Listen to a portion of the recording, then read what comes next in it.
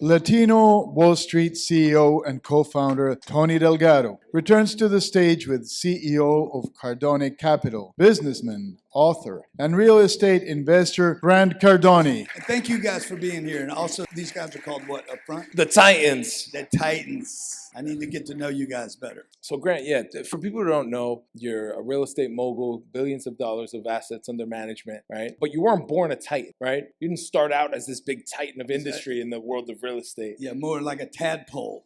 So I guess take us back to when you were first getting started. And what do you think is the determining factor between people who are born broke and die broke and people who are born broke and become titans? Yeah, so I think, I grew up in the middle class. I was raised by a single mom. So a big shout out to all the single mothers out there that are trying to figure out how to raise your kids, how to be a father, which you can't be, by the way. So you can attempt to do that, but it's never going to happen. And you're trying to figure out how to balance and get some money and protect it and take care of the kids. I mean, it's a struggle. And I was raised by a mom that had 5 kids. She knew nothing about money. She didn't know how to invest it. She didn't know how to use it.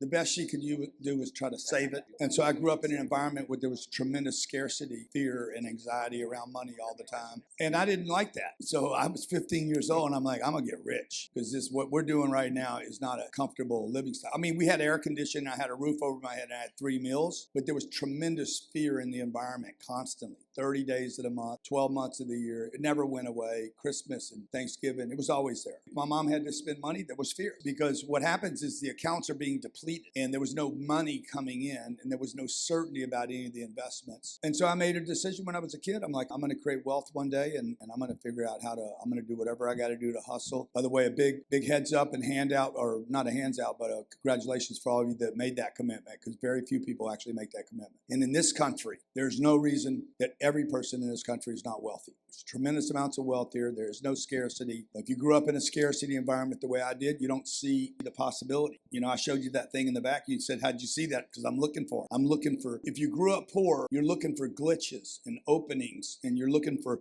because you don't have connections and you don't have money and you don't have credit, you look for, you're looking around corners and stuff. When you want to play a game at Christmas, you don't go to the store and buy a game. You make up a game. You have an imagination. And so that's what I've done for, 50 years is set a target, big, massive, giant target. And then I start figuring out who can connect me with that target. Is it real? What do I need to learn? What do I need to do? Pursue it. And then I closed my wife, found her. Same way, same thing. Like if I want to find quality, I want quality in my life. I want greatness in my life. I want exceptionalism in my life. I don't need to settle. You guys don't need to settle. And I think that's the difference between if you call them a titan and a tadpole. Well, and being a titan in all areas of life, right? Not just in finance. And finance is really important. No, but also your family, right? Health, family life, my daughter Scarlett's here right now. We homeschool our kids, took them out of the school system. I didn't want them around a bunch of other scarce thinking kids and their parents. I don't know what the teachers are teaching your kids. You guys know what the teachers are teaching your kids?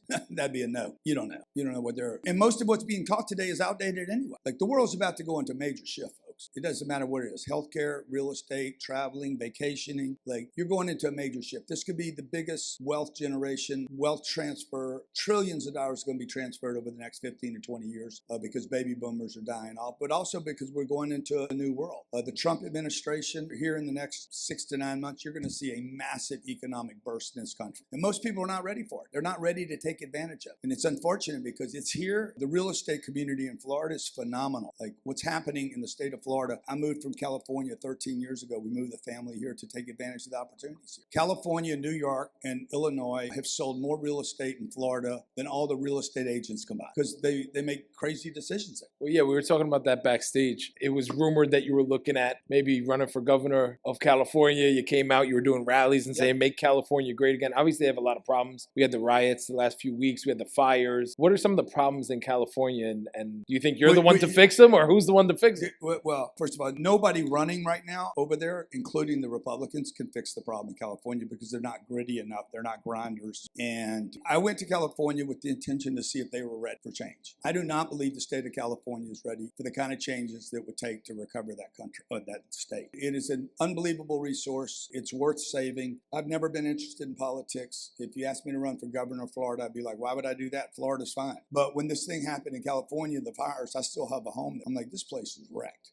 It's one of the greatest American resources. Like, even if you don't live there, California is one of the great resources on planet Earth. Definitely one of the great resources in America. And it's massive. If it rolled over, and it could, it would take the entire country down with it. It would be a federal bailout, which is what I believe the game is. They don't want to fix their problems. They want to depend on the federal government, because if they're in a state of emergency constantly, federal government's got to bail them out all the time. So no matter where you live, you're going to be bailing out the state of California. The problems there are they keep removing everybody. They keep pushing out everyone that's productive. The homeless have homes. The homeowners are homeless. The rodents, the field mice, are more protected than the property owners. If you own a business, you're going to lose in court no matter what. You hire somebody and they had a problem with you, they're going to win no matter what. Okay, if you own real estate, you can't evict your tenant even though they don't pay you. Like, it's like, bam. So what do? Okay, you could go in there and reduce taxes to zero. People still would not go, because now, look, Elon left. The movie industry. He built a big factory in Texas. He's not going back. He's not going to go back. He just can't go back easily. Chevron left. I left. It cost him $1 billion.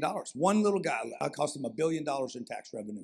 Came here and blew my business up, exploded. So they got a lot of problems there. They got the environmental problems, the environmental moats around the government. It's not just Newsom and Karen Bass. But what is the opportunity? The opportunity is people are going to shift over to other parts of the country, settle there, settle their businesses there. And so Arizona will be a winner. Nevada will be a winner. Continue to be. Texas will continue to be a winner. Dallas will be a boom city, a super boom city over the next 10 or 15 or 20 years. Florida is going to be a winner. Like, you could literally blindfold yourself and buy real estate in Florida, and you're going to win.